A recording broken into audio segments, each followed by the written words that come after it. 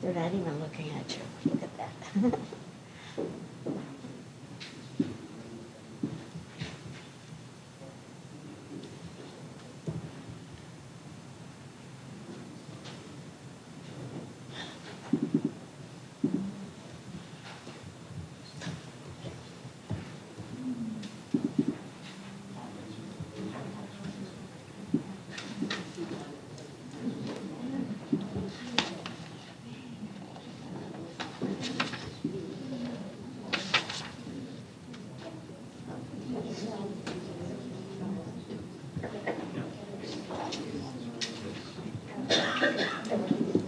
Oh, I like your shoes.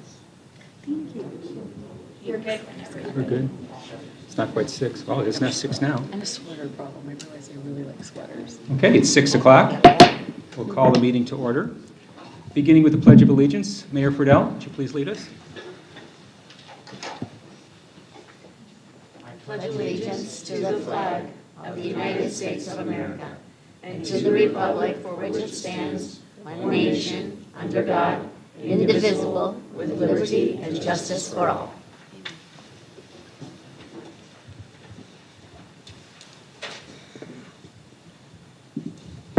Okay, the next thing on the agenda here is the swearing of new governing board members, since we have a new term here. First, we'll start out with president, and I will nominate myself for the position of president. Are there any other nominations from the board? I don't think this is that. This is the No, swearing. swearing in. board Oh, members. swearing Yes, in, I'm sorry. Swearing in first. I'm misreading it. I'm anticipating. Okay. So, the three of us should go down here. Yes. Okay. And then Mayor Friedel will do that. Sorry. So it's sworn in. Yeah.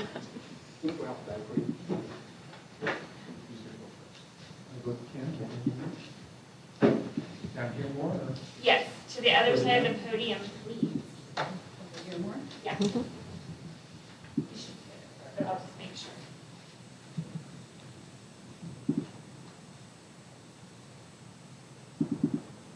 Yes, you guys are all good. Okay, Kim, please raise your right hand. In the state of Arizona, county of Maricopa, do you, Kim Duckworth, solemnly swear that you will support the Constitution of the United States and the Constitution and laws of the state of Arizona, that you will bear true faith and allegiance to the same, and defend them against all enemies, foreign and domestic, and that you will faithfully and impartially discharge the duties of office of school board member for Fountain Hills Unified School District according to the best of your ability, so help you God? I do. Thank you.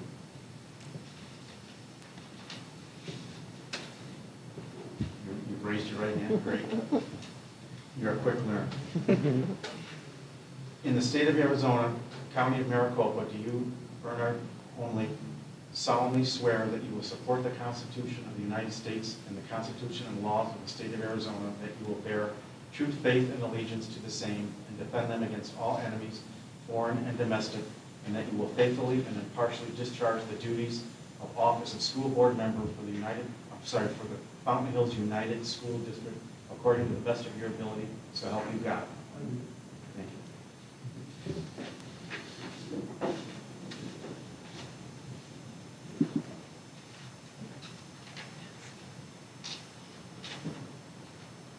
In the state of Arizona, county of Maricopa, do you, Dr. Rich Rakowski, solemnly swear that you will support the Constitution of the United States and the Constitution and laws of the state of Arizona, that you will bear true faith and allegiance to the same, and defend them against all enemies, foreign and domestic, and that you will faithfully and impartially discharge the duties of the office of school board member for Fountain Hills Unified School District according to the best of your ability, so help you God?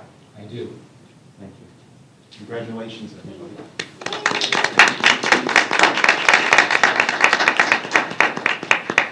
Thank you, Mayor Fidel. Appreciate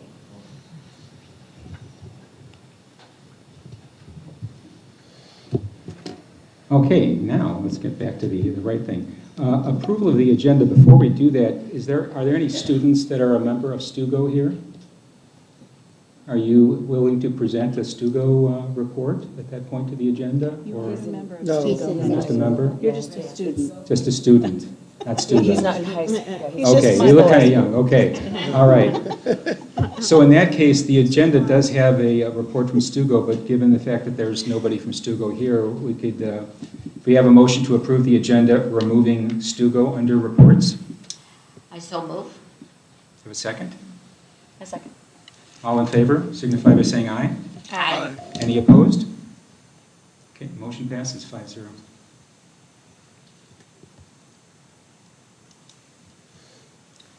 Okay, now there's the approval of minutes for the December 4th, 2024 meeting. And if there is a motion to approve those, I move we approve the minutes from December 4th. A second. okay. Any discussion about the minutes? No? Okay, all those in favor, please say aye. Aye. Any opposed, please say nay. I'm Okay. going to abstain. Abstain? Yeah. Okay. Bernie? Said aye. Okay, all right, so it's 4-0-1, passes. All right, now for the election of officers. I'm going to jump in and nominate myself first, because I don't Okay. think it's right for the person that has the mic to be able to nominate first. Okay, Just that's saying, fine. thank you. Any other nominations for the office of president? Yes, I nominate myself. Okay, and I will nominate myself as well.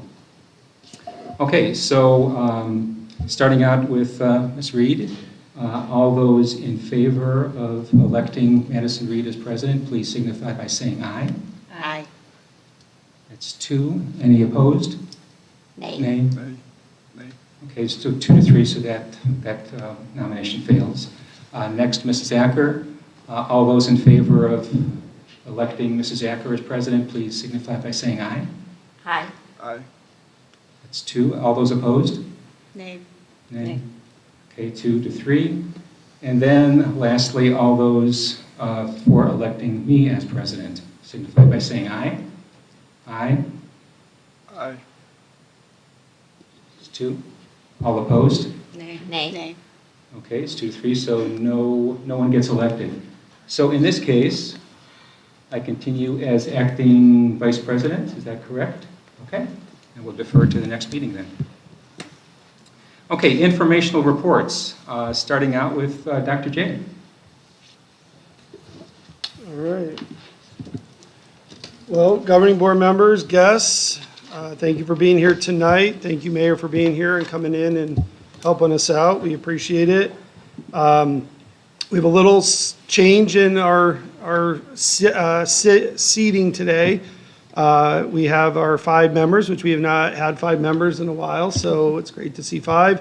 And we have our Fort McDowell representative as well. So I will be here moving forward next to Krista, and excited to be back from a restful break. So we've had 2 days of school. We're off to a great start. The teachers really enjoy the work days that we give them. So coming back on Monday and having a day to get caught up has been very popular, and the work that they were able to do has been great during those times.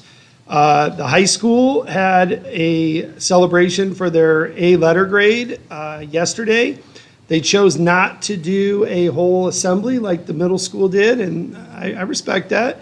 So they went with an ice cream social instead, which is really cool. So they had all the kids in the school come down during advisory period, and Sodexo provided ice cream, and they had an ice cream sundae bar, and we had teachers helping with the toppings, and the kids had some time not only to enjoy that, but also have some social time with each other, which was really good. So Ms. Pinto talked to them for a little bit, and I did as well, just, congratulating them on that. Also, want to congratulate Mr. Hartman. He was principal last year to receive that A letter grade, and so we are appreciative. That's 5 out of 6 cycles that the high school has been ranked in A, and their first round of ACT scores we've seen look really promising. They look really good. We'll do a presentation on that coming up, but we're feeling really good about the high school's progress so far. I had a coffee with the superintendent one of the days this week. They all kind of run together. But we talked about AI for most of the meeting, and we have a committee on that at this time, and we're trying to put together some guidelines for our teachers and students so that we're ahead of that. We know students are using it. We know teachers and staff are using it. So we're trying to put together a guideline for acceptable use in Fountain Hill School District. And I really like what we have as a draft. We're going to send that off to the committee, get feedback, and then we're going to send it off to the attorney, take a look at that, and then we'll wrap that up. Winter sports are doing extremely well. We're really proud of our winter sports. We have soccer going on right now, and they're competing at a high level. Wrestling today is up in, I believe, Camp Verde, and they've had some really good placers in the wrestling program, and they're working hard. Basketball, I'm actually assisting Coach Baca this year, and it's been really fun to be back on the sidelines. We're off to a really good start. And the boys basketball program under Coach Bonner just won their last tournament on 2 buzzer beaters to win the Final Four and the finals of that tournament. So they're off to a great start. And I see our cheer team is working hard, and they're getting ready to have the little Pommies coming up soon. In case I forget, we're going to have the 2005 state championship basketball team back for a 20-year reunion on January 31st at the game against Scottsdale Christian Academy. And those old men are going to come back and be recognized for all their hard work when they were young, and it's going to be a really good night. So that's upcoming here January 31st. So with that, I conclude my comments. Okay. Any questions or comments from the board? I just have one. Can we verify that people can hear him on the live stream without a mic? I have a mic. No, oh, that's true for the live stream. Okay, okay, that's true. Okay. Anything else? Okay, moving on. Reports from governing board members. Mrs. Acker, would you like to begin? Sure, I'll be happy. I attended the last couple coffees. I do appreciate the discussion on AI because we need to get ahead of it before it comes upon us and we don't know what we're doing, so it's good to have rules. I attended the coalition meeting in December. I went through the stroll in the glow, which was really interesting. It's the first year I got to do that, so it was good. I did go to the middle school assemblies, all of them, for the awards, and I was really blown away by the students. It's interesting to see which grade level likes to joke around because it was very obvious that one was different than the others. But there were a lot of kids from the whole group, not just that made honor roll, but they were on the principal's list. So that was very impressive. At the end of August, I went to the ASBA conference, which is the School Boards Association. I believe Bernie got to go to the beginner for new members, which is always good because you get a lot of information. I went to ask all the members, especially the new ones, to look at the things that have come through for you because there's some online, some Zoom things that are coming up, and it's good since especially if you didn't get to go and get the booklet and everything on what to do. And the next meeting, I believe, is the BOLTS conference, which is one that talks about finances. So that was very informative when I did that.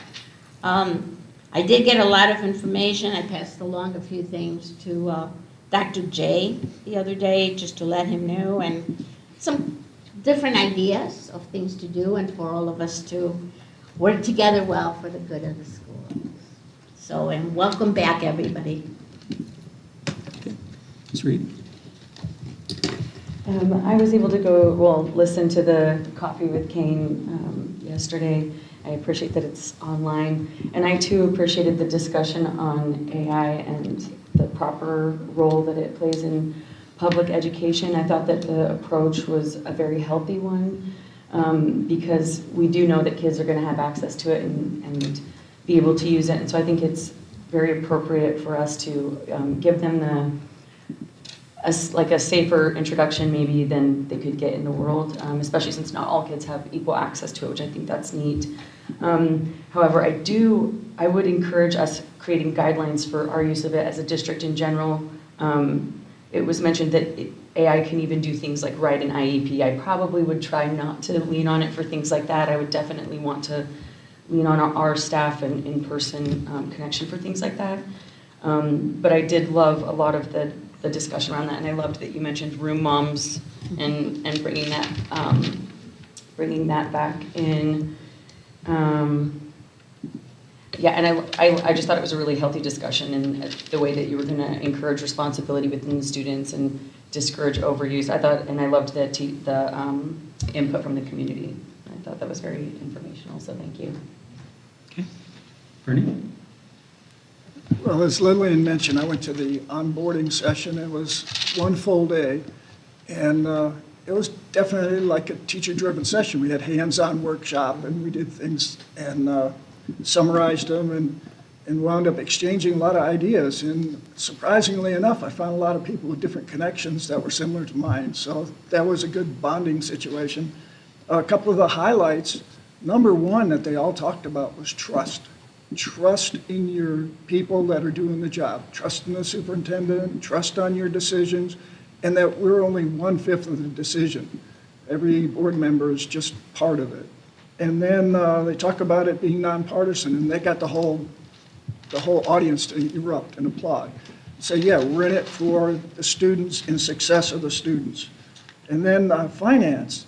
Finance came up multiple times, but the number of accounts and the rules and all the things that have to be complied with, it's astronomical. So my hat is off to Mr. Hartman, and I'll probably be spending some time with him and some other folks about taking a look at that, but there's a great deal to it. And then policy and operations, the separation. It's a gray area. It's really hard sometimes.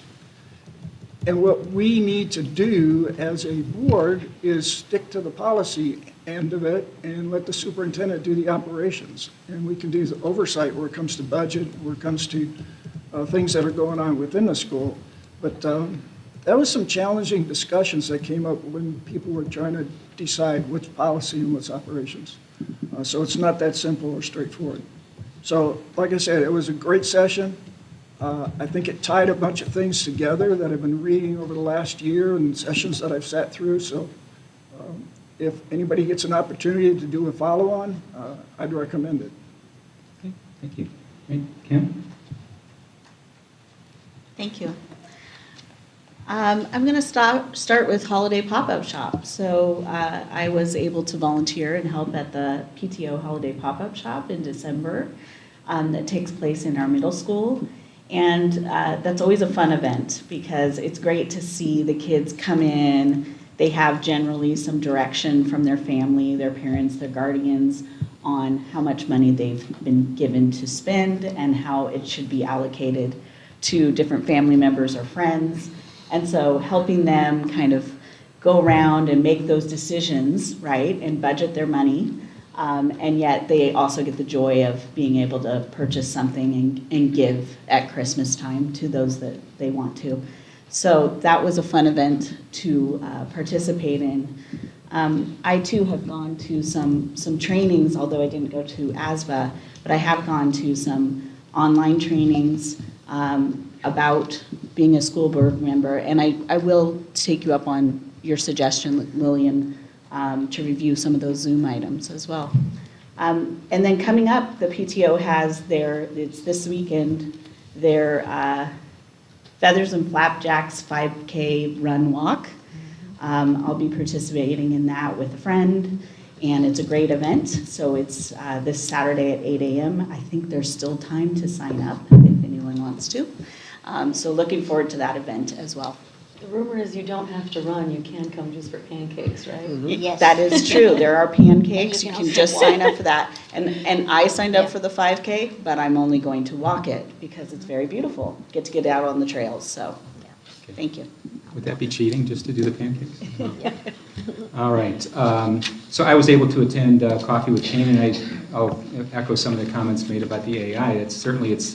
I'll admit that I'm a skeptic about AI and a lot of advanced technology stuff, but it is present, and we need to be careful about how we allow it in or how we make sure it doesn't get out of hand in the district. So that was a very informative meeting earlier this week. Okay, moving on to Site Council minutes. Just scroll up here.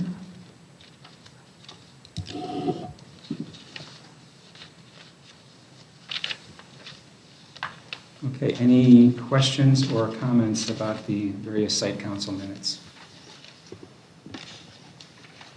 I do appreciate it. They're very detailed. I think it gives us a lot of information.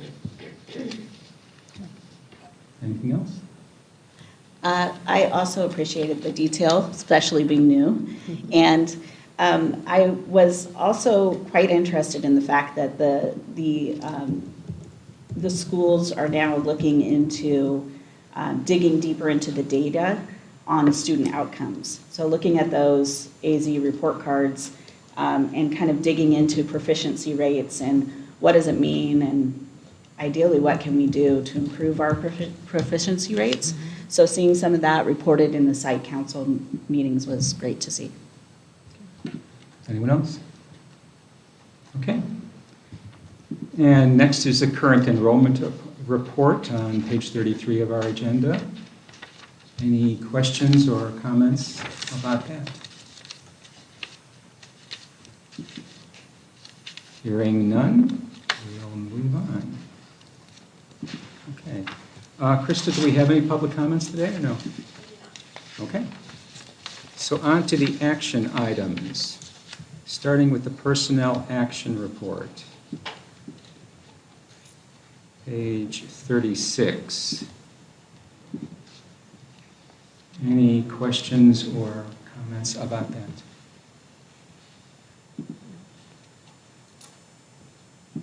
No? I move we approve the personnel action report. Okay. Any Second. Second? Yeah, okay. All in favor, say aye. Aye. Any opposed? Okay, approved. Madison. Okay, next is the payroll vouchers. And again, any questions about those? Or comments? Thank you for sending out the information for all of us to look at, and it did go through everything. It takes a long time, so it was good that we had a little extra time this time to do it. Anyone else? Okay, if not, may I have a motion to approve? I move. I second. All in favor, say aye. Aye. Any opposed? Okay, motion passes 5-0. And next is the accounts payable vouchers, starting on page 42. Any questions about any of those or comments? I'll just be emailing my questions to Kane. Perfect, thank you. Okay. Anyone else? If not, can I have a motion to accept the accounts payable voucher? I move we approve the accounts payable vouchers. Have a second? I'll second. All in favor, please say aye. Aye. Aye. Any opposed? Okay, 4-1. All right, moving right along here. Donations, starting on page 50.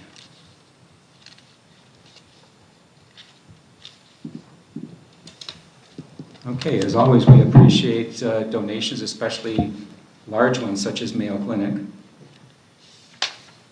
That was tied to the doctor event, right? I thought Tied to the that event, was right. Awesome. Yeah, I'm excited to see how that turned out. yeah, still a nice chunk of money. Yeah. And super educational. And then I love that people are donating to the Second Chance store and that that's going. I appreciate the initiative of that in general, and then the fact that we just continuously see people donating to it is Just makes me so proud of our community. Okay. Can I have a motion to accept the donations? I move to accept the donations. How about a second? I second. All in favor, say aye. Aye. Any opposed? Okay, passes unanimously. And next, we have a policy to look at. And the only changes, I don't know if anybody had a chance to read this entire policy, which is very lengthy, but the changes are toward the end. Just scroll down to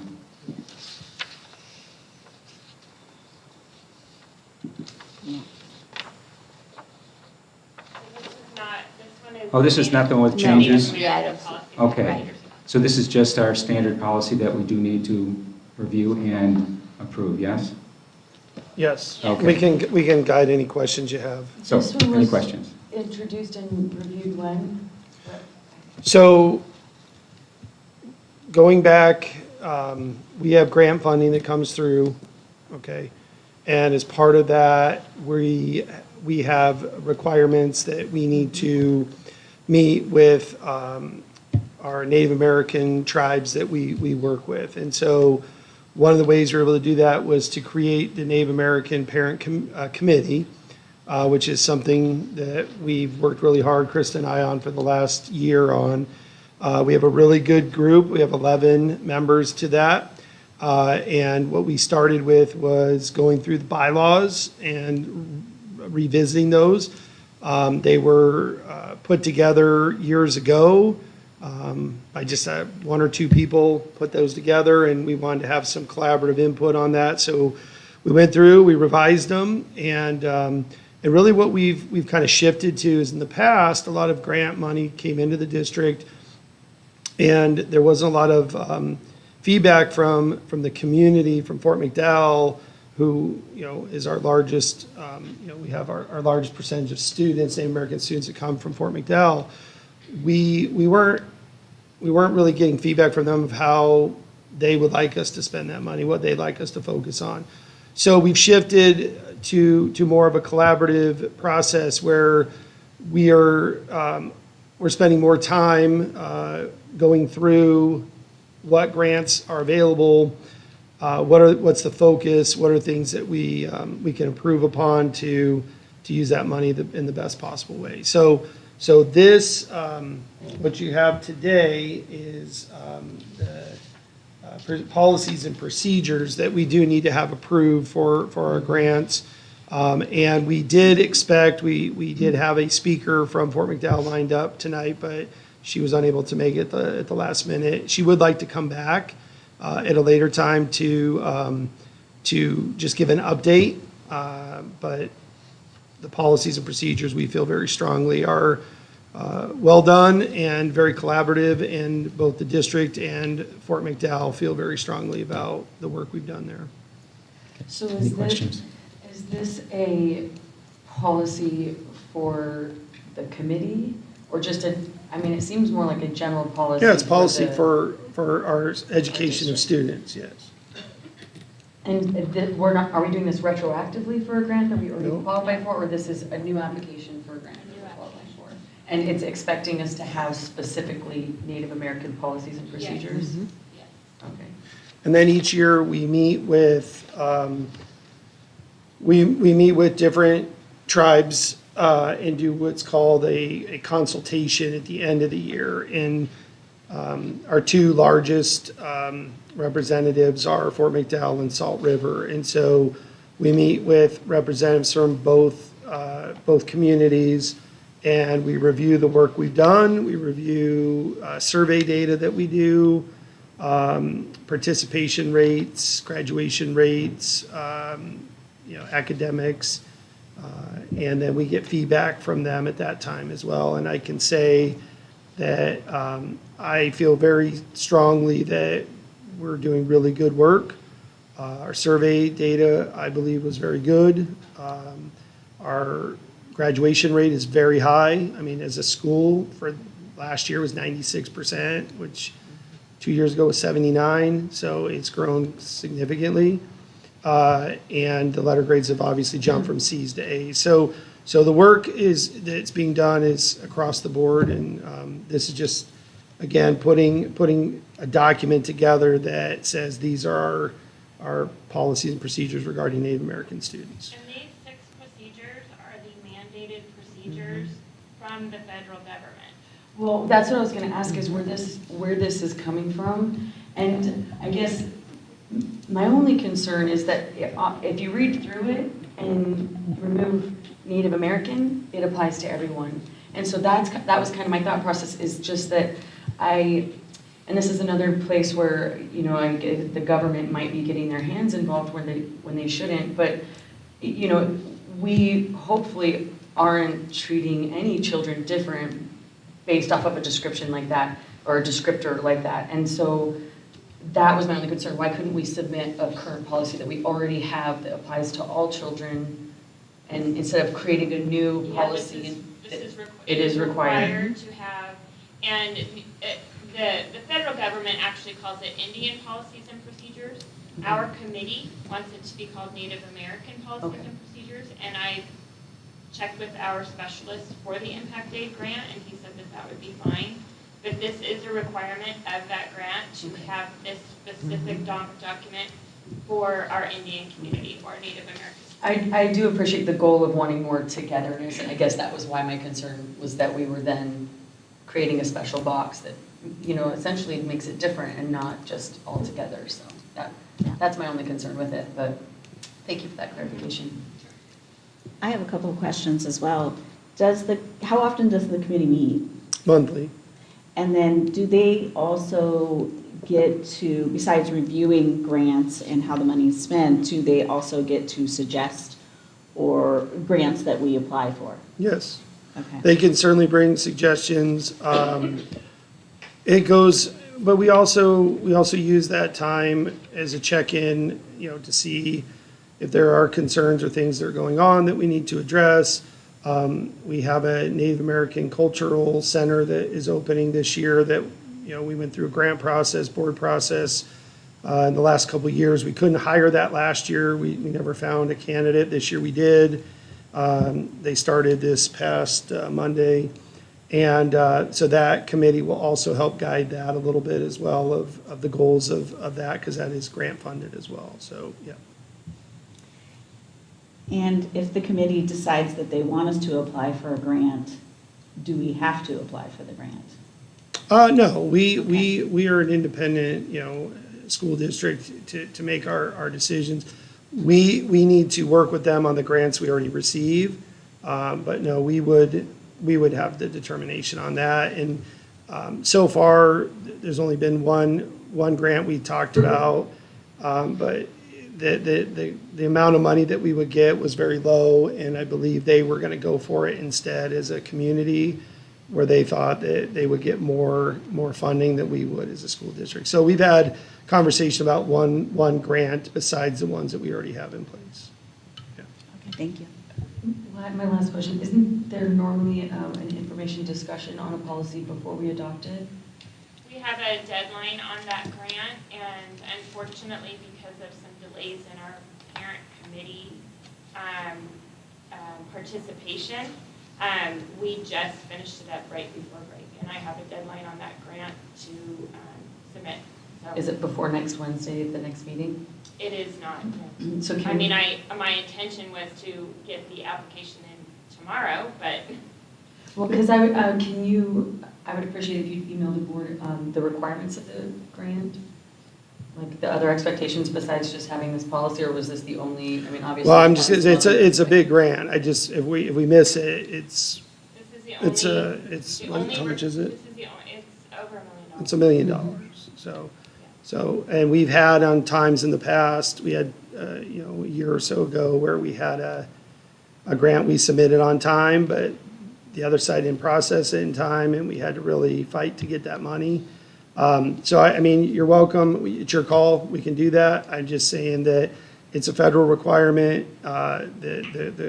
Everything that's in there is required for the grant.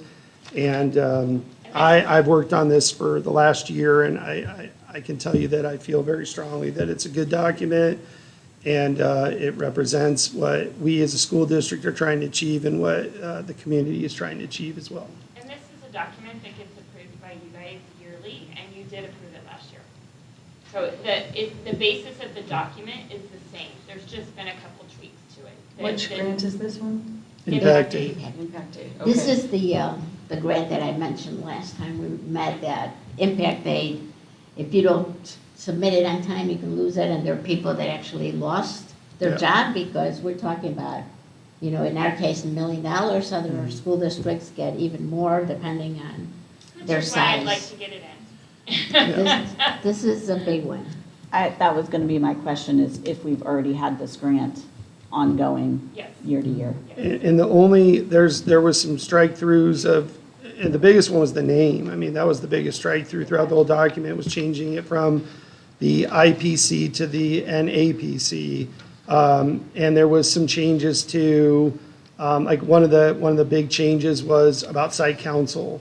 That was one that we talked about how often are you reviewing data in site council meetings regarding Native American students and all students, but specifically, are we looking at progress and data, and how often do you do that? So, But like, so isn't this a completely new policy? It's no, not a rewritten no, policy? it's a rewritten policy, what's Just been in changing the place. name. But prior to this, for the last 7 to 10 years, it's been a document that 1 or 2 people wrote at the district level without, I don't believe, or with very small input from Fort McDowell. So this is a very transparent process and a very good process, and we've been working on it for a year. I will say that I do apologize that it is coming to you at this time, but we also have a shift of a new board.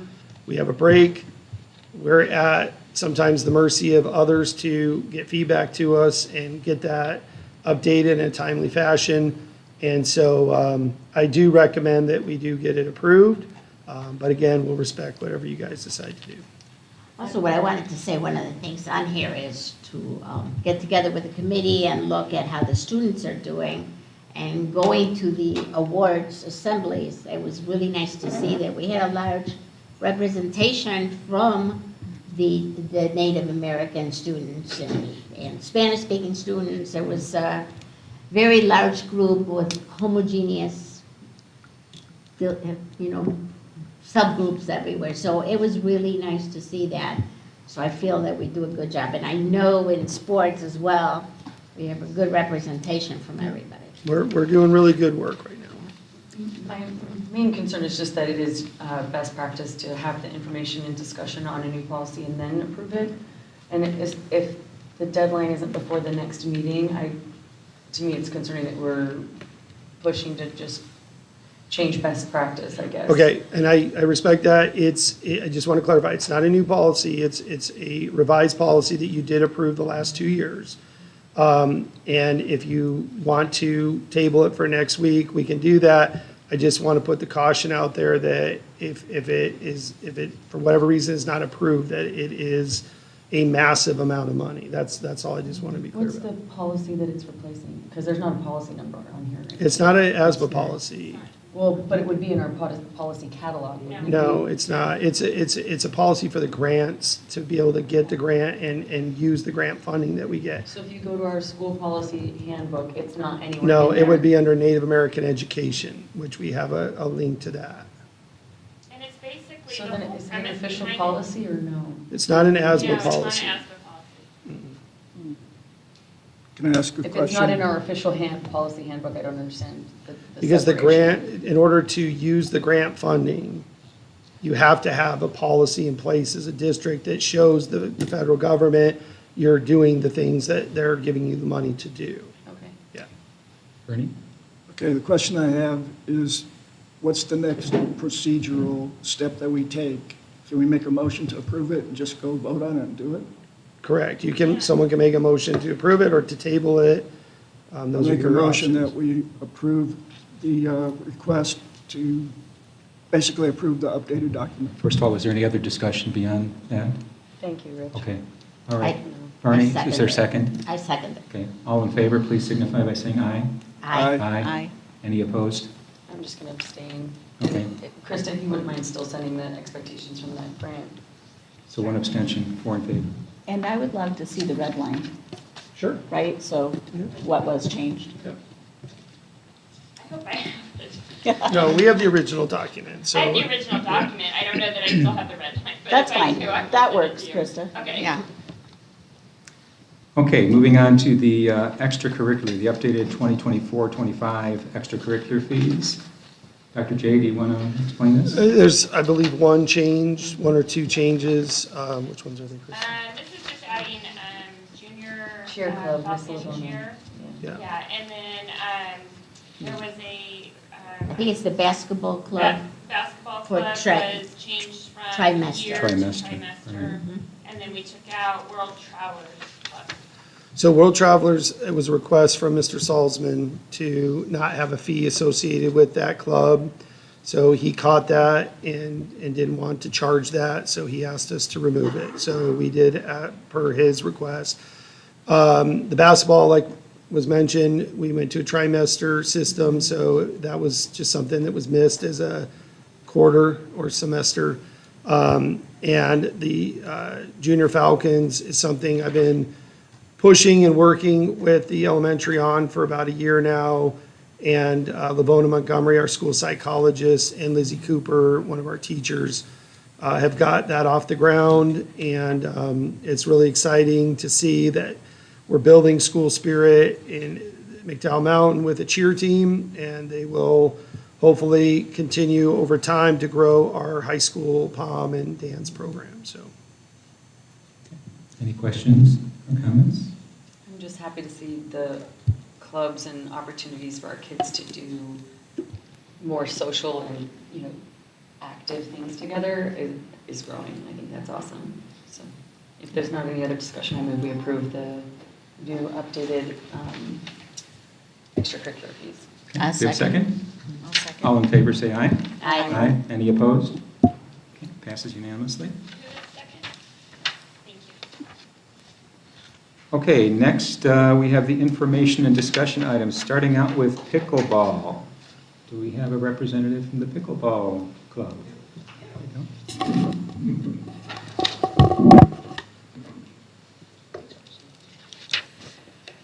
Good evening. My name is Jan Goodman. I'm president of the Fountain Hills Pickleball Club. I want to thank you for the opportunity to present tonight and congratulate you all on your new term, and I'll look forward to working with you in many different ways. And I know there's a full agenda, so even though it's not my strong suit, I'll try to keep this pretty brief. Before we look at the documents that you have in front of you, I just want to give you a little bit of history about the club, because many of you probably know nothing about the club except you've heard a lot about the sport. So we've had a long-standing relationship with the Fountain Hills School District, which predates myself, this board, Dr. J, Krista, a long time. Goes back Marion Hermes, Dr. Sweeney, Doc Allen, many, many people in the past. Jeanette. So we've worked together for a long time, and it's been a very mutually successful, appreciative relationship. The club was founded privately in finance in the late 2000s, and I'm going to read only because I don't want to forget anything that I want to present to you. For much of the early years, under the leadership and guidance of Claire Keyworth, who was the original founder, the club managed all of their tasks and processes with manual spreadsheets. The fact that email came around was something new and to that group. In 2016, the club experienced a growth spurt because of the popularity of the sport, and it became apparent that we needed to enhance some of our processes to manage that growth. And I was asked to come on board to handle communications and the website and things like that. So we took this to the next level, and at that time, Doc Allen was the superintendent. Claire and I met with him frequently, and we determined that terms of use would be mutually beneficial to simplify the relationship, because originally there had been many other parties involved which were no longer involved.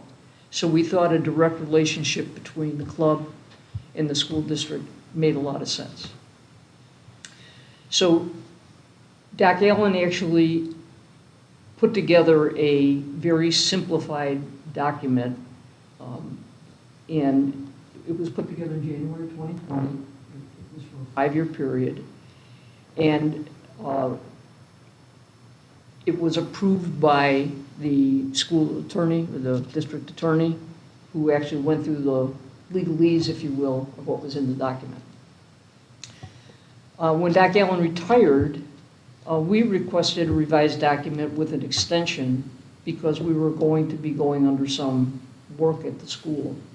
And we wanted a document that was probably signed by the current superintendent. It was mutually agreed upon. The extension went through January 1st of 2027, and that is the document that's currently in place. At the same time, we had filed to become a 501c7 to become what's called a domestic nonprofit, which was tax exempt, but which benefits our members because all of the revenue that we spend and everything that we do is in process for members, and all of our expenses are paid by the club, which, by the way, there has always been the scenario where the club has been responsible for all expenses. The school has never, the school district, I should say, has never had to pay for any expenses going all the way back to the original documentation. So the specifications was to keep the document simple and straightforward.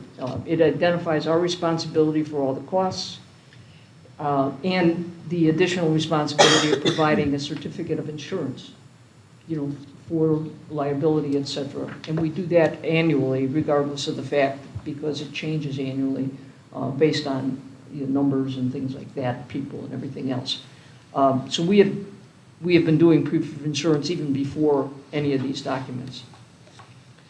So in the past, when the club has had any major projects in the works, we contact the superintendent either by email or schedule a meeting and advise of the scope and the timing, of which has always been to not interrupt any school activities. For example, almost all of our work is done either on vacation or on weekends. And we clear all that with usually Krista, and at this point it's Krista. And for the most part, we have not had any issues. When they changed a couple of years ago with the drive going through the front here instead of in the back and everything else, we made an outward attempt to make sure that our members respect and process and make sure they know parking and everything else like that. So we, again, spend a lot of time making sure that we are in compliance with all of the regulations that require anything to do with school activities. Last spring, we identified a project that we wanted to replace some of the lighting on our west courts to be more efficient and dark sky friendly.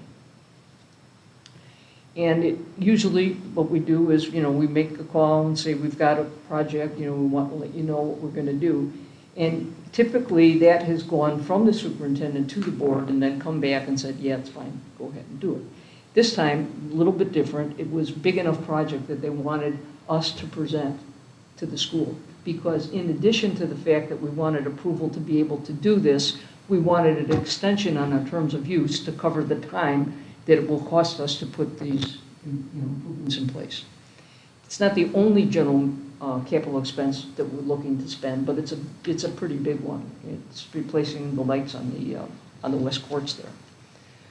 So while this project, I guess, if you will, was before the board, it's been on the board for a long time. In fact, several of you were here when we talked about this ad hoc, if you will, because I was sitting in the room not expecting to be called upon, and we just brought it up and talked about it at that time. But at that meeting, there was a comment made, but it wasn't even a comment. Dr. J, I don't even know what I want to call it, a presentation or something that he had run some numbers and everything and came up with a number for a lease fee that would be attached to the terms of use agreement that would keep both of us have skin in the game, if you will. We wanted to make sure that we were participating in a fair and equitable manner, and we wanted to make sure that you understood what our expectations were of the same thing. So our sole and main objective is to maintain this mutually beneficial relationship between the two. So to sum all this up, the two documents that you have in your packet both identify the $2,000 a month fee that was suggested at that time. We, though, would like to make that on an annual payment once, so we don't have to deal with this monthly thing. That works out for you all. And there's the only difference in the two documents, if you will, is one is based on a calendar year, which means we would start immediately. And the other is we would make a prorated amount and then start on your fiscal year if that worked out better for you. And quite honestly, it makes no difference to us which one of the two would work for you. We would like to include, and the other highlighted part of that document is the extension for another 5 years to, again, keep us both in having this, information and agreement in place. So, are there any questions? I appreciate the opportunity again to present. Questions from anybody? Yes? So we're not extending well, I guess you are asking for an extension of the contract, but the number one ask is just a change to the pay schedule. Well, it just sounds funny. We're not asking to pay you. We're offering. You want me to jump in? You want me to- Yeah, you should. Clarify, Yes, please. So I met with pickleball several times. I met with pickleball several times in the last 2.5 years. So one of the things that came up is that really came from the community with some concerns is what the fee we're getting an acceptable fee. So we brought it to the attorney. We worked with our attorney. We worked with the board at that time of what was an acceptable fee. And so, we didn't agree on a fee, but we kind of threw out an idea of a fee. And so, we said, for the amount of use and not even to say it's 24/7. I mean, just using the facility all the time. What is an acceptable fee? And so one of the starting points was $2,000 a month was something we got, I believe, from Dave as a starting point. And so we had talked about that. They had come back and asked, could we pay an annual fee, a certain amount per year? And I did bring some of that information to the board, the previous board, about that, and the discussion has just kind of been pushed along without a decision, I think is the best way to put it moving forward. So everything our attorney has shared with me is that the agreement does not violate anything as long as there's an acceptable use fee. What is that? That's for you to determine, or the district to determine, and then them to accept and move on. So prior to that conversation, there was a donation each year to the school, but not anything on a monthly basis. So that's kind of where we landed, and we have not moved any farther beyond that conversation.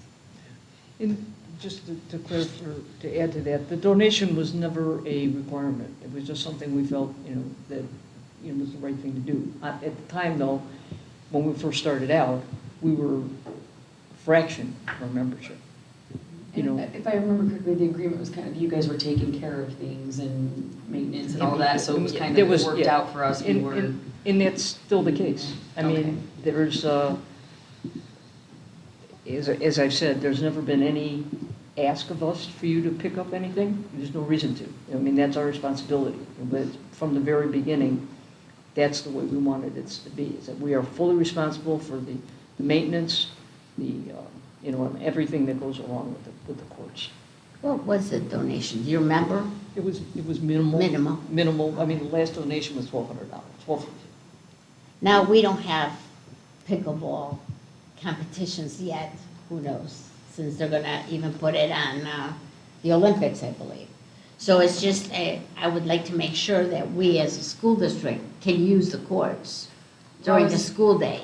I was You know, going to if ask, that's isn't possible. We that can. the concern is that we were trying to move away to also kind of protect their investment? I thought, or was it community use that we were going to So- limit and that was the So problem? in the contract, the school district can use the facilities. We have not, since I've been here, used the facilities during the school day. I know there was some talk of our seniors and advisory board to have a pickleball tournament sometime this year. If and when that becomes a reality, I would work with them on setting that up, and then they would work with us on using it, but it's been non-existent to this point. Conversely, I think, you know, what we have said we would be happy to do is to use your facilities, some training, you know, with the kids and stuff like that, as a, you know, we do that as a return to recess for the town. It's the only thing we bring into the courts that's not part of our members. But our members would be more than willing, we've said this many times, to come in and work with the kids at you know, in the school. And we set up the courts, you know, in the gym, if you will. That's something we, you know, we'd be fine to do. The problem we have with the courts being open, which we've talked about, is vandalism. And the fact is that we have enough crowds, I don't even know what the word is, our parks are jammed during the time that everybody wants to play. And just to have that open is just not a feasible type of thing. Just, we have our members fighting over the courts, you know, so it's. So it would, the contract wouldn't limit our students' access to the court, or it would? No. It doesn't currently, no. The two And areas, that would not change? no, But we would because, limit community access, which is already happening? or no? yes, so the Yeah. two areas that have been brought up is that the courts are completely, they're not available to the public, okay? And she just explained why that is, okay? So they're locked and only members can use it. That's one issue that I have fielded calls off and on for the last 2.5 years. They're minor, it's not a frequent thing, but it's come up. The other issue that came up that I don't think anyone at that time would have predicted, and it's just where we're at as a district, is that the middle school moved back to that building. And that was unseen, right? And so that area used to be their lunch, you know, playground spot to go play basketball and things like that at lunch. So that no longer exists. So we had talked about building new courts somewhere else on campus. They had offered, you know, to put in a large yearly donation to help with that. The problem we've run into with that is, one is the location. The area we wanted to use became kind of a little bit of an issue because it's where our track throwers compete, and putting it there, they felt would take away from their ability to do track at a high level.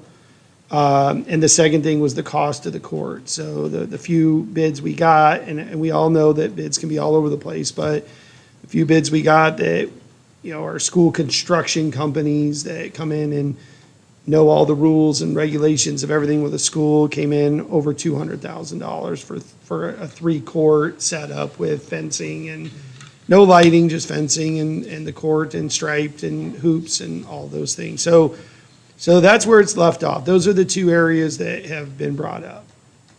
Yeah, and I will say that the relationship between the district and the club has been very good. They've been very responsive and always work hard to do the right thing. So I do appreciate that. Now I have a question for you gentlemen in front there. Do we want the amount to come in January, or should we do it like prorated, where now we can get part of the money and from now on have it be in July so it goes along with our fiscal year? It really, it makes no difference to me. I think so it's probably a larger discussion. I think you That guys, facility use because that's what it would be considered, right? The use of like a facilities use rental agreement? Does that go into like capital? Is it flexible spending? It goes into rentals, which is very flexible. Flexible? It is very flexible. I think what the biggest question is the extension. Is that something the board and the district wants to do, number one? And then if so, then number two is what is an acceptable use fee for the courts to be used in that manner? And I believe there's, if available, I'm sure there's an interest to expand too, correct? You find me the land, Yeah. I'll build the courts. Well, I'm just throwing that out. Your That- I club mean, has an that's- interest to that's where expand. our- That's, Yeah. you know, our membership fees go into a general building fund. Yeah. You know, and we're just looking, you know, if we had 10 more feet in the back, we'd be in, you know, we'd get one more court, but we just can't, you know, there's a wash back there. You know, we've looked around and, you know, we would love to build more courts. The Park District, as you know, just built 3 more.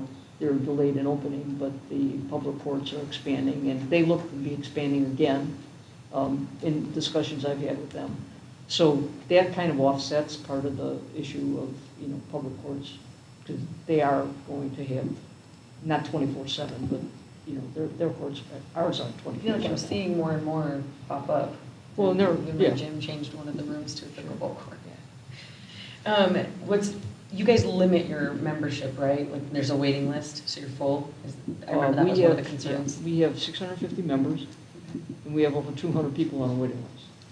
Okay. And last year, we only rolled in 110, 120 maybe, rollover.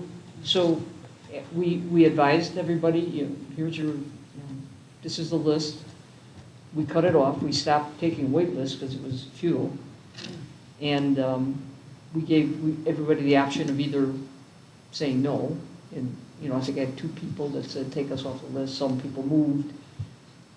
Is it a monthly membership or is it an annual? I'm sorry? Is it a monthly or an annual? Annual.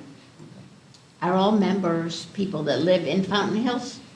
Going forward, we've asked that question, and we put that on everybody that came in the last time, you know, question whether they're full-time Fountain Hills members, me, type of thing. The wait list, I have to go back and redo that, if you will. We decided we couldn't really go back to people who we put on the list and said, now you can't join because you don't live here anymore. And our mission or vision, if you will, it was the greater Fountain Hills community. It wasn't just Fountain Hills. I mean, we have people from Rio, Oh, yeah. you know, and East Scottsdale, if you will. We're not going to, I mean, they will continue to be grandfathered. We would not even consider taking them out.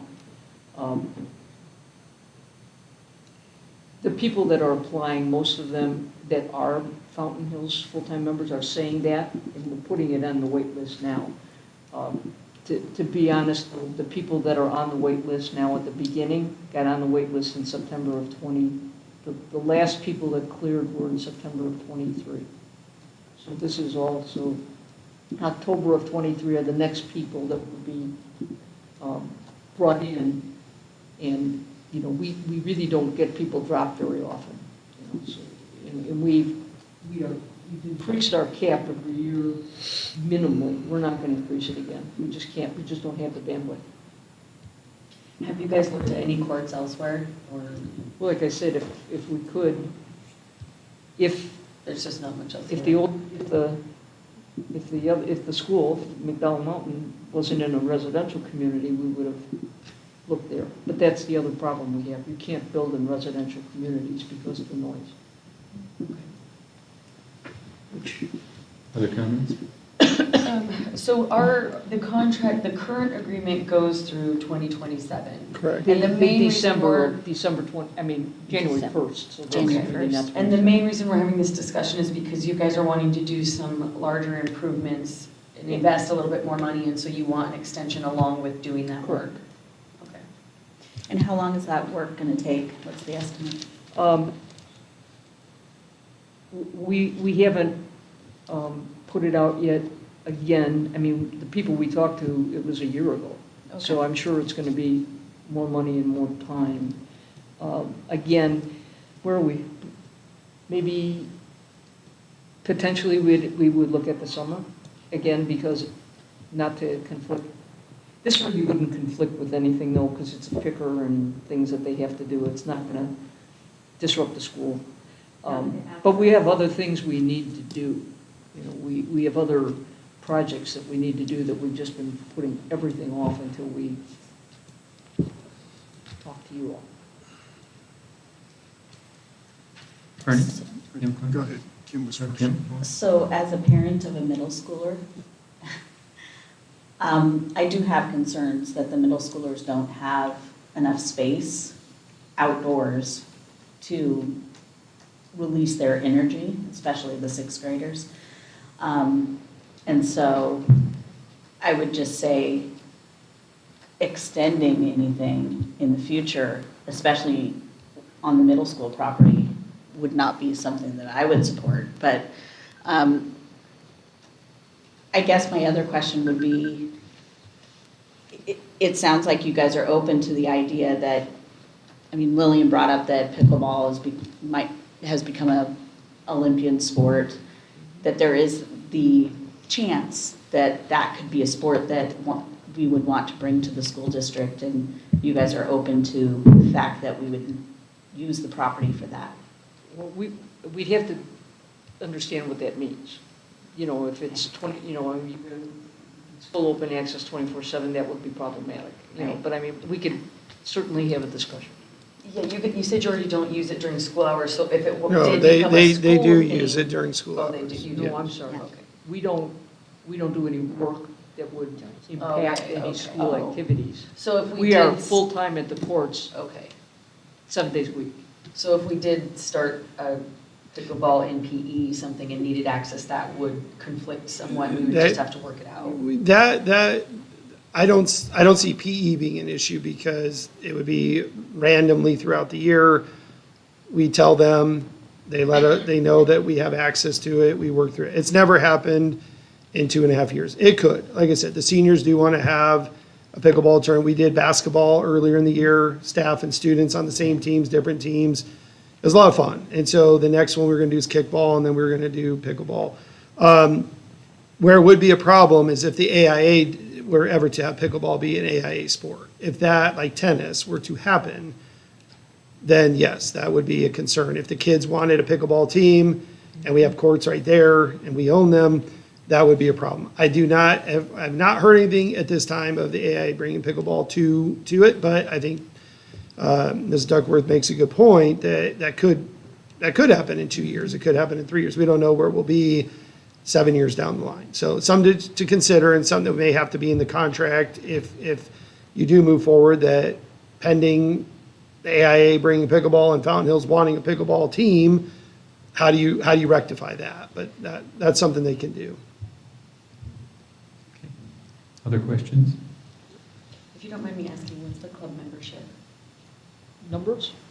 You know, how much people pay to be? $100 a year. 300? 100, okay. Yeah. We're the For the whole best, year? the best buy in town. Yeah. It's better than any of the kids' sports. Yeah, I mean, we. Yes. Right. And, you know, every time, our members would pay a lot more, but I mean, it's incrementally, you know, we're not looking to get crazy with the membership. If we had the property, if we had, you know, property to build on, that would change. Because we would do it, you know. Do you happen to know there, I mean, there's some commercial pickleball facilities, nothing close, but there's some in Scottsdale. Do you know what the membership is for those by chance? A lot more. A lot What do more? they pay up at Desert Ridge? 120 a month. Oh, wow. Okay. What is a Darrow? Is it Darrow? Do you know what a Darrow is? Yeah. So you can raise your fees then? Right. I mean, that's one of the, yeah. Which means that we should negotiate on getting more than 2,000 if you raise the price too. I mean, I could see doing this. I would like, it would not give us enough money to build courts on our own or to put tennis courts if we need them. It is a little bit of fee. Part of me thinks just do it, extend it for, say, 4 years at the most, and then come back and see.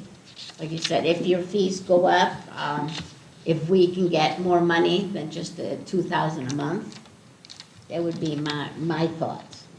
I'd be glad to amend this if it's okay with you, instead of 5 years to do 4. Yeah. Well, My that'll- board's here, but That'll come at a later time. Yeah, this is information only today, Okay. so. Yeah, if you want to get me a couple of ideas and I'll run them by our people. Yes, I can meet, as always, with you and go over some, and there could be some other options that are available too that we could present back to the board at a later time as well, that after reviewing this again, there's some things that have come into my head in the last couple of days that I might be able to share with you. The only thing I would ask is that we try to get it done fairly quick, Sure. only because we, as you know, we put it off a while. Yeah. And our membership keeps asking us what's going on. Yeah. You know, we're like, getting there, we should know in January. Yeah. But your next meeting is next week, right? Yeah, Is this coming back at the next meeting No. or when? No, let's wait a while. To me, this doesn't, I don't really have any concerns because it does seem like it's a decent relationship for us. You know, I mean, we're not having to maintain pickleball courts that we're not using, and it sounds like you guys are not only maintaining them, but you're investing in them and making them a nice place. I think that, you know, that works out well for us. I do think it's important that not only we maintain ownership of that property, but then obviously we have access to it should we need it. But yeah, I think that it's, my only thing with moving forward with the agreement would be looking and seeing what a competitive rate is, because I just looked it up online and I see, you know, ranges for even $60 an hour for access to a private court. So I have no idea what the numbers are like, but that's what I'm gonna spend my time doing in between the 2 meetings, but I don't see a problem with extending the agreement. I think that the relationship has been Great. good. Thank you. Thank I you. think one negative to consider is that the access for the middle school, no activity space either, so. Okay, anything else? Good. All right, let's move on to purchase over $100,000 for Logic Hallis. Dr. J? I'm going to present at the podium.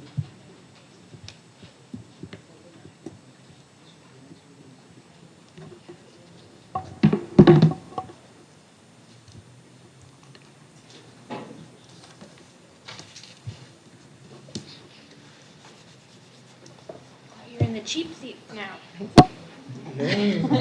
Friction. Turn me on here, get the TVs going, and we'll be good. There we are.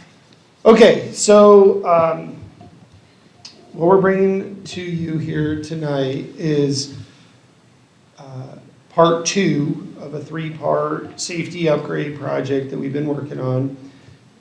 So let's go back about a year and a half, roughly, and Krista and I worked with a grant writer to go for the COPS federal national grant. Only a handful of districts across the nation get it, and we were one of them that was awarded it. So it was a $500,000 grant, and we were really excited to get it. We have to also put into it 1/3. So the total amount that would be spent over the 3-year period is $750,000, with $250,000 coming from the district and $500,000 coming from the grant. So the first project we did were the cameras, and those all got installed over the summer, and it is night and day better. I'm just here to tell you, it is it's a huge game changer. Anytime there's an issue, it takes us less than 3 minutes to find what happened. You can export it directly to MCSO. They have access already, but we can export it directly to them. I can send it to the principal. We can archive it forever. That was a limitation of our old system. And one of the things it's great at is we can put, if there's an area we don't want anyone walking through, anyone walks through, we get an alert on our phones, we get an alert on our computers. We can also, if there was somebody in the community It's not supposed to be in a school. We can put their picture in and get notified if they're there. So all that has been great, and it's really changed the whole system of how we do security. It's really, really good. We have it on our phones, tablets, game changer. So phase 2 of the grant is to update early notification, which is one of the most important things in an emergency response situation, is notifying everyone to get somewhere safe. And currently, our high school intercom system, I believe, from everything I've been told from the people who've worked on it, is from '92, and it's a bogan system that no longer is able to be updated. It's analog, and it is very, has to be fixed a lot. And it's staticky, and it's not very reliable for the staff right now.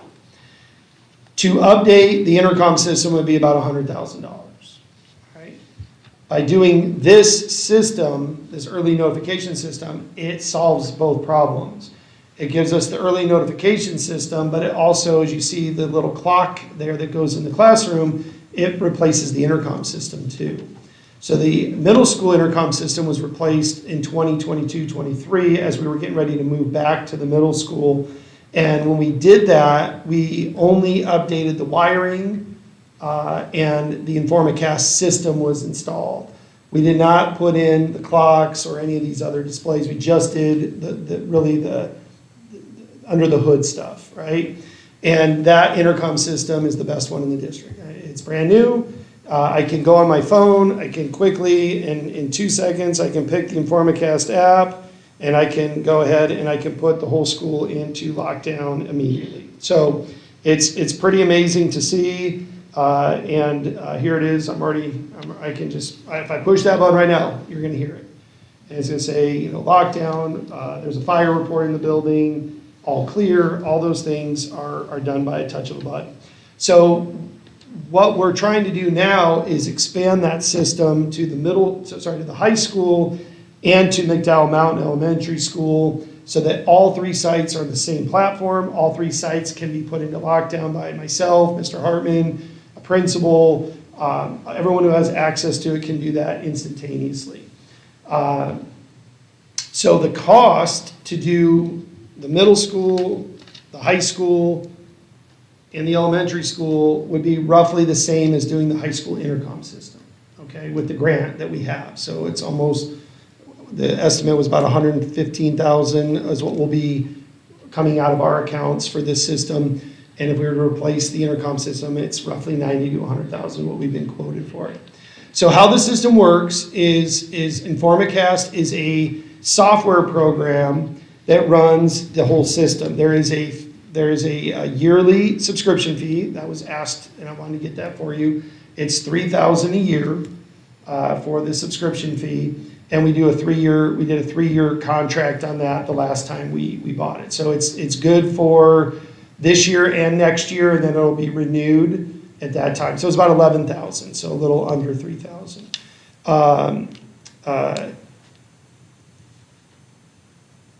And actually, I have to check and see if it has Little Falcons involved in that, but it's somewhere between $3,000 and $4,000, so it's right there. You have in this image here, this is what it'll look like. So the clocks are up there. You can see the square would be for the classroom as a display board. So in a lockdown, it's going to flash lockdown. So if there is someone who has a hearing disability, they can't see that or can't hear that, they can see the flashing. It gives off a siren. I believe those are lights above it that flash. So everyone's in notification mode that there is a lockdown. The little horn there in the middle is for the hallways, gym, cafeteria, places like that. And then the hallway indicators are the ones that are double-sided there, or the flat panel one, and those again could be in larger places like the library, this boardroom, places like that. So the project will completely outfit the whole district with the signage, the wiring, the Informacast system built into it, and then the only thing that we would have to do is update the subscription every year or every 3 years, however we decide to do that. So with that, I'll take any questions you have. I'll start. And I gave you fair warning on this question. Sure. So I don't know if you were able to kind of get this answer yet or not, but given that it's a new system, obviously it's not going to have as many maintenance issues, but is there any kind of estimate on what this equipment, if there is maintenance issues and what that averages out? I don't know about a price. The warranty should be in the documents that she sent of how long the warranty is. I can say that as far as the vendor goes, Logicalis has been they've been very available to us when we need them on the camera. So we've had a couple cameras go down. That's pretty typical. Those things are going to happen. Or out of focus, or maybe they got moved and they just need to be moved back. They've done a good job of getting out and replenishing them. As far as repairs to it, I don't foresee a lot, only because a lot of schools will have these clocks or something similar to it that have been there since the school's been built. They're in an area where there's really no interaction with them. The biggest issue the high school campus has is it has a lot of wiring in the ceiling that no one knows where it goes. It's just, really it's 30 some years of just projects that people did not finish or didn't clear out.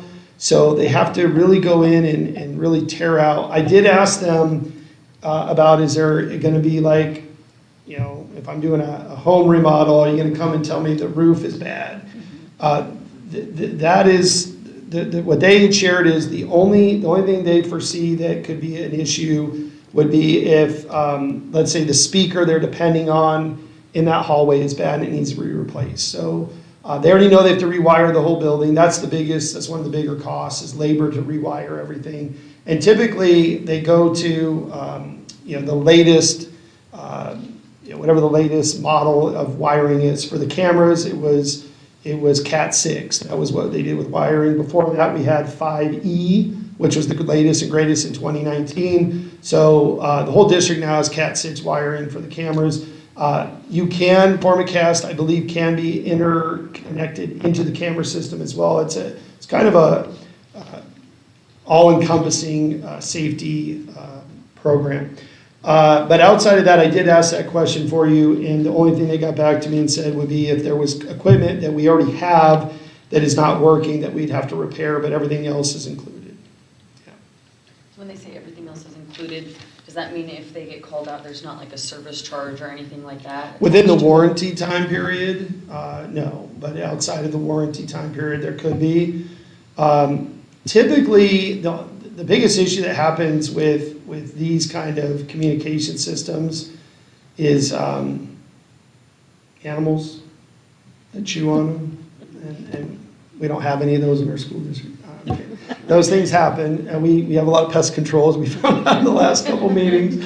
So, but that's one thing that happens, that they get chewed on. The other thing is, over time they just become outdated. But we have a system that still works 30 years later. It's just not working good, and unfortunately, there's no way to fix that. That's what we ran into when Chris Alexander was doing that project for me at the middle school. We tried to get Bogan rep out. We tried to get someone to come out, and it was really a helpless situation. So we had to replace it, and we could not have a school without an intercom system. So it had to be replaced at that time. And with the subscription fee, and you said we did a 3-year contract. The last time we did that did we sign that with the cameras? Is that when we entered into the contract with Logicalis? No, it's different companies. Okay. So Logicalis is the installers. This is Informacast. They're their own. So the subscription would be with Informacast. And actually, it's not even through them. It's through CDW, which is a tech, government tech company we buy products from. So when we did the middle school update, Logicalis did all the work, all the wiring and everything. We used all the old speakers that we had in there. Some need to be replaced at the time, but not many. But the program was purchased separately through CDW. And there's a lot of vendors that sell subscriptions to Informacast. So we can look at that when it comes up for the best price and go from there. And we could do year to year, but I think when you're going to this level of security, that fee is very minimal. I mean, when you look at what we spend on Power School for grades and student information. And then do they offer any discount if you do more years, like a longer term? They do. Most companies do. They'll give you a slight discount if you go more than 1 year. I usually work with the vendor and say like, hey, we can't do that. Or I rarely sign 3 years. I've told you that. I know you guys don't like that, so I rarely do a 3-year contract. But with that one, I believe at the time it made sense. I think I'd have to go back and ask Chris, but we knew we needed the intercom system and we wanted the Informacast. I'll be honest, I saw Informacast for the first time in Mesa School District when I was doing their A+ visit as a judge at Red Mountain High School. And it was one of those things, as soon as I saw it, I wrote it down, came home, and we immediately looked into it. And it's a good system. And it's also, it does it in a way, like I'll give you an example of fire. Before we switched to a new intercom system, new fire system, we had probably 20 kids at every site we had to pull before a fire drill because of the noise, right? And now it's such a softer, soothing voice. There's been a fire report in the building, please follow, versus, that really loud buzzer sound. So the system is good, and like I said, I see somebody that's not on campus that shouldn't be there, I push the button and I'm already there, and I just push the button and it goes off. You can also do it by phone. So there's a code system on all of our phones in our offices. And I believe as well you can do it from your desktop. You can log into the site and do it from there. Also the teachers, if they've given us their phone number, they'll also get a notification on their phone, or if they download the app. We can't force them to do that because we don't pay for cell phones for everyone, but if they want to, they can. And then also, if they're using their computer at the time, it'll give them a notification on there as well. But you have seconds to react in an emergency response situation. This speeds things up very, very quickly because, again, when we have 2 campuses on one side, something happens in the middle school, both campuses go into lockdown. And so if I'm hearing about it, or the principal, Barry, or Kim hear that, they can put both schools into lockdown instantaneously without having to make a phone call and say to the principal, hey, we're going to put you on. It really does make it a lot faster. And we could even give teachers the access to do that. There will be panic buttons installed as well throughout different places where you just push the button and it does the system as well. And that was one of the funny parts about when I was at Mesa is, the first time they gave teachers access, someone pushed the button within like a minute, just because they were playing with it and went off. So we'd have to train them. We have very few teachers, but I'd rather err on the side of caution than not giving them access to be able to call in something that's serious. And does that mean we'll have a clock in here too? Mm-hmm. I'd have to check. I would like one in here because, yeah, I can see if I they'll do, put that in. I want to say, I'm going to be skeptical of all of the over 100,000s, and, there's not 3 bids, but I know you said that you guys did try to get 3 bids. We did try to get you 3 bids. What I do really appreciate, though, is the creativity with, I've heard for a while that our intercom system doesn't work well, and so the fact that we were going to need to repair that anyway, and we're able to get this covered under a grant and kind of Two birds. Yes, I think that was really creative. I would love to see some of you did say some companies got back but weren't able to do the same thing. One company could only do the wiring but couldn't do the equipment, and then you're working with 2 different vendors now, and I think that's really troublesome. And the third company who did all the equipment in here, CCS, they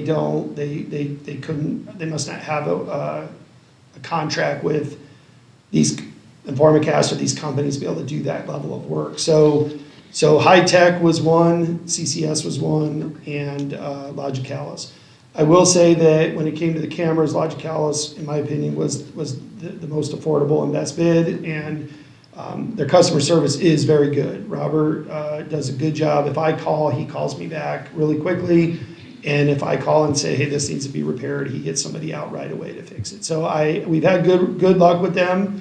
over the years, and they know our systems, they know our schools really well. So the engineer that's going to be doing all the work, that's going to come out, he knows what a mess these ceilings are. I mean, there's wires everywhere going in all different directions. So they're going to clear those out and rewire everything, is what I've been told. Well, there's something to be said about a good working relationship with a company. Yeah. Hopefully we'll get a little return customer discount. You did mention that this is part 2 of part 3. What's part 2? Part 3 is going to be fencing, additional fencing next year. So we'll have, by the time we're done with this, with the cameras and this, we may have met our, I want to say deductible here, but we may have met our $250 with this project in last year's cameras. It's going to be really close. So we may only next year have to put in $10,000, $20,000 to get the rest of the $500,000 grant. So what we have done so far is we have the cameras done. We have 12 metal detector wands that we have available. So every principal has one. If they need to search a bag or something at a football game, bags left behind, we can now wand it before we open it. We can use it if we wanted to for a sports event, a dance, something like that. That was something that the grant writer felt would strengthen our grant to put those in. So we have 12 of those. We also have keyless card access will be coming next year as well. I forgot about that. That'll be the other piece. So major hallway corridors will have key card access, or it could be by Bluetooth through devices as well. So Apple Watches, phones, if they're in our system, they could, as they walk up, it'll interact and open the door for them if it's someone who has access. What's nice about that is I am petrified of losing my keys. So I have an air tag. So if I lose it, I can find it. Because if I lose this key, to rekey the whole district is very, very expensive. So when you're dealing with master keys and things like that, it's hard sometimes to get them back. People lose them.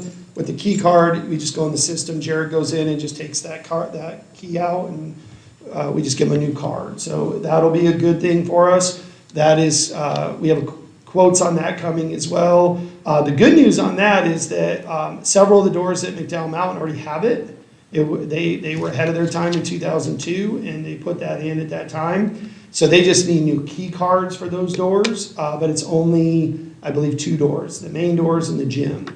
So they wanted the cafeteria and a couple other doors that they wanted. So I believe each school is going to get somewhere between 6 to 8 doors per site. That will. That's part of phase 3. As part of phase 3. It won't be every door in the system, but it'll be the most used doors. And so really a teacher will be able to come in on the weekend, go through the office, get to their room. Their room won't have a key card, but that would be phase 4. If we sell land, we might want to do that, because in an emergency, then this InformaCast, working with the keyless entry, will lock all the doors for you instantaneously. So that's the next piece of this, is that InformaCast will work with the key card, is what I've been told. And then if that goes to the classroom doors, the teachers won't even have to lock their doors. We'll still use the fire hoses as a backup, but we'll be able to lock everything down at once. And that's what new schools, new builds today have, which is an advantage over older schools that don't have that. Okay? Any other questions? Very good. And just so you know, like, you're going to give us approval, if you give us approval to do that, it doesn't mean we're going to turn around tomorrow and do it. We're going to review our money. We're going to review our accounts, which accounts we can use. And if it doesn't make sense to do it at this time, we won't do it. We want to have the approval to do it, but we also want to make sure that the accounts that we believe we can use, we can, and do it in a responsible way. And if not, then we'll bring it back to you at a later time. It would be next school year if we feel that we have to do that. But I think Chris and I have worked through it, and I believe we do feel we have the funding to do it this year. And last question, it would be from capital funding, correct? It can be from M&O, so it would have to be from capital or from another account that's not, that can be used for it, that's not capital or M&O, which would be a bonus if we could find an account.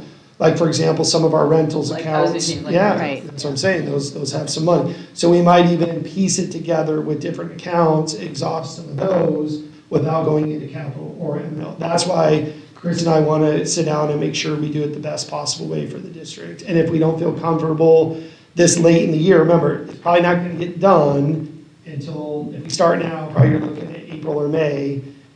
Waiting a couple of months and doing it over the summer, knowing we have fresh capital coming in, might be a better choice. So him and I just have to make sure that we feel comfortable before we do it. Yeah. That was my last question was, if we decide to start doing the work, how long does it take? So they said they'd be about 4 weeks out on starting the project and depending on how fast the equipment shows up. So the camera showed up pretty fast when they did it.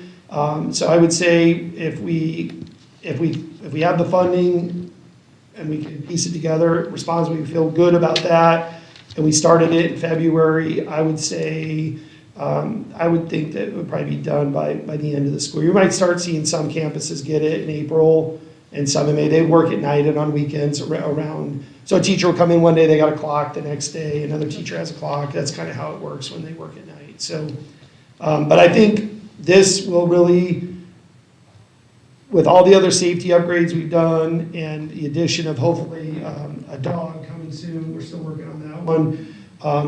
We're gonna have really good protocols in place. I mean, you're still predicting the unpredictable, but everything you do is another layer of protection for our kids, and early notifications best. Remember, we have Remind as a backup right now. If the intercom was down, we have another way to communicate. But this is really gonna make it a lot better for our kids down the road. Any other questions? Yes, Vern. So the question I have is, how confident are you in the bottom line price right now? And then it looks like that price is a firm fixed price, but then they reference T&M throughout about bringing extra people out to do training if needed and things like that. So Yeah, we're not gonna need any training. We're pretty tech savvy here. I think a lot of times the training is an up cost that you don't get a lot out of it. So I don't expect that. Jared has been working with Informacast for a year now. I think he's got it down pretty good. We had a couple missteps. If some of our first lockdown drills went to teachers who weren't on that campus because they were traveling teachers, and then they thought it was a real lockdown. And so we learned a lot the first couple of times we did drills on that. Jared's got it down to really good science. I think the price is firm. I just want to make sure before we expend that money that everything else that Juan has on the horizon and Ray has in transportation and Evelyn does in athletics, that those are all met before we put in a $100,000 purchase this late in the year. So we will look that over, and if we feel comfortable, we'll do it. If not, we'll bring it back to you at a later time, and I'll give you updates along the way if you do give us the approval to move forward when we do move forward. Okay? Okay, anything else? Nope. Thank you. Thank you. All right. Moving on to Policy Advisory 808. The only changes here are at the bottom of page 124. And then there's a few on page 125. Also, the 127. additions of the R7-2401, like on page 98. I think it's just that they put Well, in. that's a they seem link, I think, to the state statute. Yeah, and I The don't blue know. ones? It's possible they weren't there before, that's why they're in blue, Yeah, correct? No. Or they're all new, Regulation or yeah. uniform, Yeah. Just add it on there. yeah. So all those are blue underlined, but otherwise, the other wording changes, 124, 125, and 127. Any questions about any of those? Very comprehensive. That's very long policy. Yeah. Yes. Covers just about everything. Yeah. Anyone else? Questions? Okay, if there are none, next thing is the student field trip to the Alps and the Mediterranean. I take it, Mr. Sunshine, Mr. Peterson? Okay, come on down.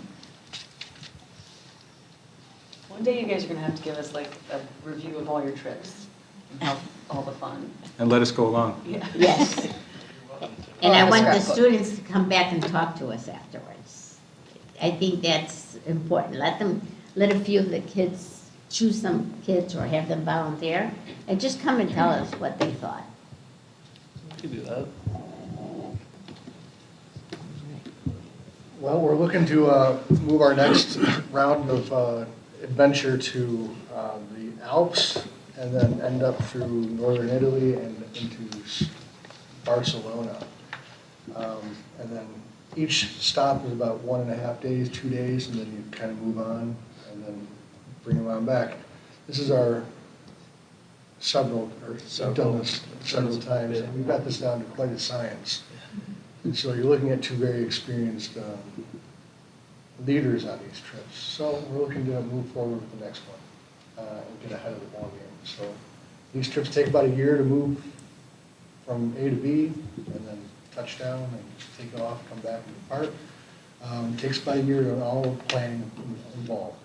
So we're here to just present to you tonight the idea and then answer any questions you may have about the trip itself. Any questions? Mike, personally, I love travel. I took students several times, but I taught Spanish, so obviously we went to Spanish-speaking countries, but I went with other teachers, so it was French, Italian, you know. So since you're going to all these different places, just put in a few words of what you look at. If it's through history or English, just give us a little idea of what it is that, you know, the kids would come out of this, besides just going and experiencing other countries and broadening their horizon, which is the best thing you could possibly do. Yeah, some years it's more focused on going for just cultural experience and seeing a little bit of everything. When we went to England, it was a lot of literature-based stuff where we got to see certain authors, places, and all that stuff. In Italy, we got to see what they're calling Juliet's balcony, but I'm still skeptical that was the real thing. But we still get to see that. We see in the museums with the art pieces, we're going to see a lot of that. I was looking through some of the information. We're going to see a lot of different places where philosophers, artists got inspiration, have hung out and stayed and done their work. So some years it is more focused on art, some years it's focused on literature, other years it is like a nice little smorgasbord of this and that. Yeah, and the other thing that everyone comes away with is just the experience of managing themselves in a team. And as you know, you've been a part of that. We come out of an airplane as like this mess of people that are ready to see something, and all of a sudden you become this cohesive unit that's like this, floating from location to location. Along the way, they learn everything from little bits of language, as you know. We pick up mapping skills like crazy, time management, decorum. You know, they all sense the obvious when they walk into a huge cathedral, how the decorum goes. And it's great to see our students are very good at kind of absorbing the environment and learning from it. I personally hunt down Caravaggio paintings, and I like architecture. So I try to, on occasion, bring those students that are into that kind of thing along with me to go, hey, let's go over here and check this out. And, you know, we try to appeal to everyone that's involved while maintaining this freeway of adventure. The lion sculpture is just incredible. I don't know if you've ever seen it. I did get to see it about 1.5 years ago. And just the whole, I'm sure you'll have tour guides that will explain exactly what everything is, because it was just something unbelievable to see. And Barcelona is my all-time favorite city, so you talk about architecture and art there. Everywhere you stand, you're seeing things. Yeah. So. Well, a lot of times these trips, as you may know, they're not, sometimes it's like you're on the bus and they go, hey, the guide says, hey, to your left is the world's greatest collection of art. Right. And they go, say goodbye. And you go, I want to see that. But, you know, it's a coordination of things, you know, like everything from food to travel time, hotels, bus driver needs to stop. If someone lost their wallet, we need to get an aspirin or whatever it is. But, you know, it's everything under the sun, just in a foreign country. Or before. I think this is awesome. I think travel is important. I came from a family that thought it was really important to go out and have experiences like this. And I read a book just recently that said experience begets empathy. And so I love that our students are gonna have an opportunity to go and experience a couple different cultures and see how different people live, how they eat, and all the different fun things. And I think honestly, even just the experience of being somewhere so different is inspiring. I mean, I haven't been to Italy, but one day I will. And the art and stuff, just seeing it inspires you. You can't walk around somewhere like that without feeling something. And so I love that you're giving our students an opportunity to do this. I was surprised to see that it's 9th through 12th. For some reason, I thought in my head it was only going to be 11th and 12th, but We I think that's need, awesome. we need 9 through 12. Yeah, we keep it open to the whole school. That's awesome. Thanks, guys. Yeah, thank you. Any others? Any questions? How many students typically do you have? We got Participate. about, we average between 20, 24, 25-ish. Okay. So I think this year we might be up to 30. Okay. So, yeah. Depends Thanks, on Trace, what's all the way. desirable, you know, some trips are more desirable. Right. you know, Mhm. than others. Are the trips generally around this cost range each Yes. year? Yes. Okay. Yeah, and we've been working with the same company for a number of years, and they know us and we know them. Okay. And hopefully you'll have maybe another woman, another female going with you, because if you have that larger group, because I've traveled with about 18 to 20 students, and I know what that takes, so.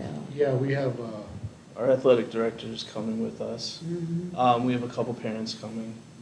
So, yeah. I noticed on here that it lists personal funds and tax credits gathered by student. Are there fundraisers tied to this at all, or are kids just kind of expected to figure it out and parents usually kind of work it out? And Yeah, they're pretty much on their own Okay, to do it. okay. Thank you. and we don't charge them a fee, remember, so this is all that. Okay, awesome. Other questions? No? All right, thank you. Thank you. Thank you. All right, next up, 2025-2026 school year calendar, page 160 in our packet. I did see a couple of things. I think there was an error on Labor Day. It's the 1st, but on the proposed calendar, it says September 4th. And also, last day for teachers it says the 23rd, but that's a Saturday. Okay. And You're talking about on the site piece. on the Yeah. written part, right? Oh, okay. Yeah. And there's nothing on there that says the first day for teachers. No, I left that off because that is something that will have to be decided. So with with meet meet and confer, there's some, probably gonna be just some discussion about the workdays, Okay. Yeah. and some of that. So we have not finalized that yet. And the graduation is not in there. For the same reason, it's not finalized. Okay. All right, good. I like that you kept that half day off before break and the first day back for teachers. Yeah, we've had a good group the last couple of years. Our goal is to get to a 3-year calendar. It really is. But it's been hard, I'm gonna be honest. One of it is the change from semester to trimester, and then, the work days. We've done a lot of shifting to try to give our staff what they've asked for, which is time, and so that's been a little bit harder to do, the 3 years, but we've told the committee that once we get this one done, that is, the goal is to try to get 2 more years done, and so parents can plan far in advance. So we just don't know what's going to happen with those work days after the break. So that'll be a meet and confer item. Other questions? This is a minor thing, but the calendar for June shows half-days or early release and holiday. Is there going to be anyone here to partake of? Okay, so. Good call. Juneteenth is a holiday for our staff. Oh, But okay. not the 19th. Wednesdays. The Wednesdays Yeah, can but all come off. The Wednesdays should not be on there, so Right. Okay. this is why we It's good. first and a second reading. Yes. True. All right. Future action items, strategies to boost enrollment, club policies, and ESA vouchers, students in sports. Any other future action items? from No, but I anybody? would like to make, oh, I don't put that. We are going to have some kind of meeting with finance, right? To explain to all of us, refresher for Madison and I and for the. new Yes. member. Yes, we're going to set that up, and then also access to computer files and things of that nature. Krista sent out for this meeting Yeah, something to get started, but we can certainly set that up as an opportunity. yeah, and show us how to delete all the old ones, because I have too many and I can't figure out how to do it. I don't think you can delete them. Okay. For the drive, no. I think I can They're there delete forever. them from mine, but it's like one at a time. So there would be a The way to, vouchers, the vouchers? it still stays on for everybody else, and it would still be on for us to use, but I just didn't want to have. Why don't you Page. show me, when you have a chance, I'll I'll show go you. in my office and Okay. we can look at that for you. Very good. Okay, I'd like to make a request sure. for a future agenda, and I think I spoke with you about Yeah. this. I'd like to maybe have a presentation on, focused on student outcomes. So focused on some of those Yes. report card, proficiency, that data that you guys are currently going through, and just a presentation on that, maybe some thoughts around, Yep. hey, here's where we're at, and here's some things that we think will help improve our proficiency for this grade level, because this grade is having this issue, or whatever it may be. And I appreciate that. I'd like to see more discussion on academics as well. We can start with ACT scores, they just came in, and then from that, we can maybe make it a multi-part series where we look at each site over a period of 3 or 4 with Little Falcons, because she has some pretty good data too. So we could focus on one school, maybe over a series of meetings, and let you guys kind of see what we do as leaders to identify, and then how we assist and try to push. And we can get a couple teachers that have done a good job with that to come present with us, okay? And that's a good idea. Other future action items? And I've got 2 items.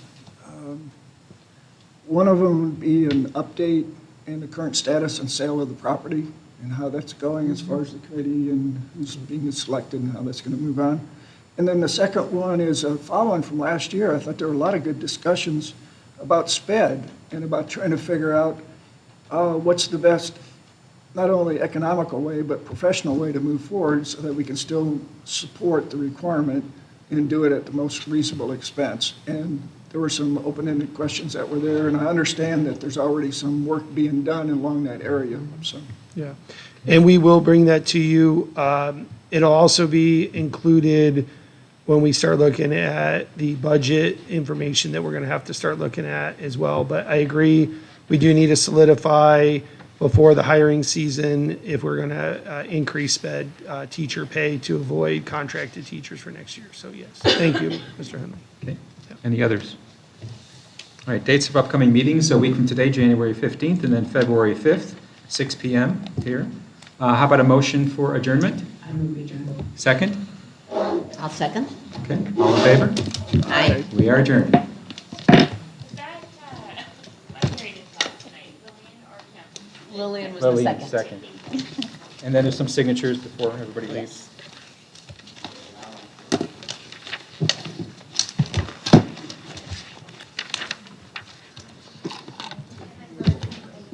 Oh, yeah, right, yes.